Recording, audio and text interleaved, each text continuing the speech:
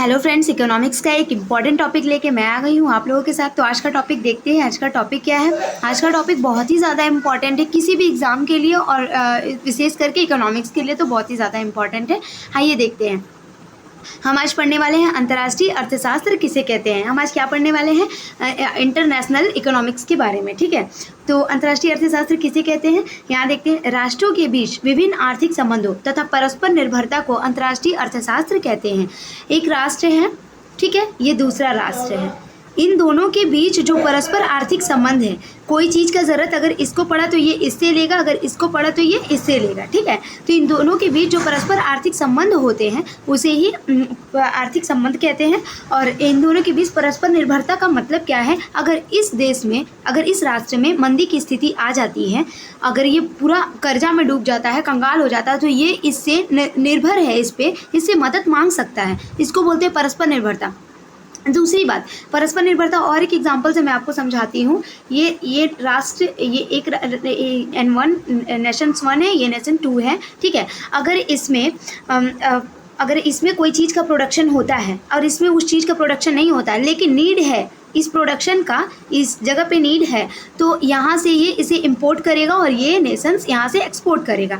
तो ये जो इंपोर्ट एक्सपोर्ट, इसे बोलते हैं परस्पर निर्भरता। वस्तुओं को लेकर एक दूसरे पे निर्भर रहना, इसे निर्भरता कहते हैं। तो इसे अंतर्राष्ट्रीय अर्थशास्त्र कहते हैं। ठीक है, तो आगे से आपको याद रहेगा। कोई भी अगर आपसे क्वेश्चन करता है, हम इकोनॉमिक्स के स्टूडेंट है, कॉमन बात है, कोई भी हमसे सडनली क्वेश्चन कर सकता है। अंतर्राष्ट्रीय अर्थशास्त्र किसे कहते हैं? तो किसे कहते हैं? राष्ट्रों के बीच विभिन्न आर्थिक संबंध, जो भी राष्ट्रों के बीच, नेशंस 1 नेशंस 2, इससे आप याद रखिएगा कि विभिन्न आर्थिक संबंधों के बीच और परस्पर निर्भरता, जो एक दूसरे पर डिपेंडेंसी रहती है, वो इसको अंतर्राष्ट्रीय अर्थशास्त्र कहते हैं। अब इसका अध्ययन, इसकी पढ़ाई क्यों की जाती है? इसकी पढ़ाई क्यों की जाती है मैं आपको बताती हूँ। मुख्यतः साधनों, सेवाओं और वस्तुओं के अंतर्राष्ट्रीय प्रवाहों के घरेलू उपभोक्ताओं के कल्याण पर पड़ने वाले प्रभाव का विश्लेषण करने के लिए किया जाता है। क्यों किया जाता है? मुख्यतः साधनों, साधन क्या क्या है? साधन, उत्पादन के विभिन्न साधन किसे कहते हैं? आपको, हर बच्चा को पता होना चाहिए, क्योंकि हम इकोनॉमिक्स स्टूडेंट हैं और अब तो हम पीजी में हैं, तो हमें पता होना चाहिए। तो साधन के 5 साधन, उत्पादन के 5 साधन होते हैं।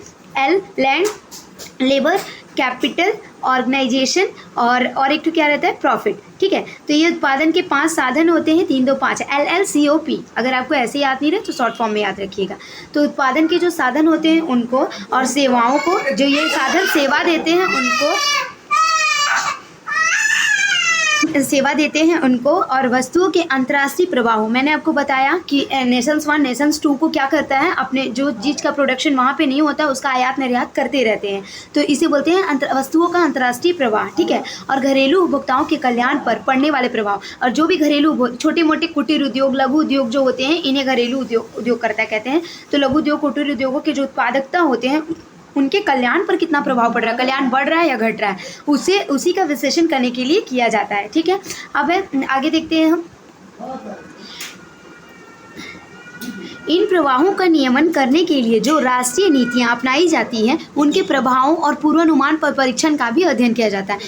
ये जो प्रभाव पड़ने वाले प्रभाव है ना, सेवाओं के और वस्तुओं के प्रभावों का, तो ये प्रभावों का भी नियमन किया जाता है। जो राष्ट्रीय नीतियां अपनाई जाती हैं, उनके प्रभावों का पूर्वानुमान और परीक्षण का भी अध्ययन किया जाता है। उनका क्या क्या प्रभाव पड़ रहा है, और प्रभाव पड़ने के बाद कितना उत्पादन में वृद्धि हुआ है, उत्पादन में कमी हुई है, इसका परीक्षण करने के लिए किया जाता है।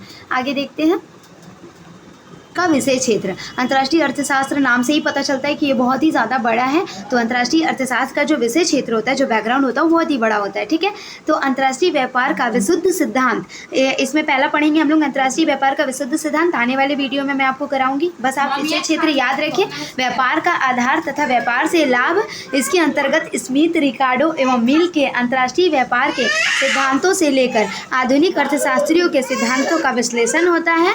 और चौथा है वाणिज्य नीति का सिद्धांत, इसके अंतर्गत विभिन्न व्यापार नीतियों और दूसरा प्रतिबंधों और संबंध सिद्धांतों का अध्ययन सम्मिलित है।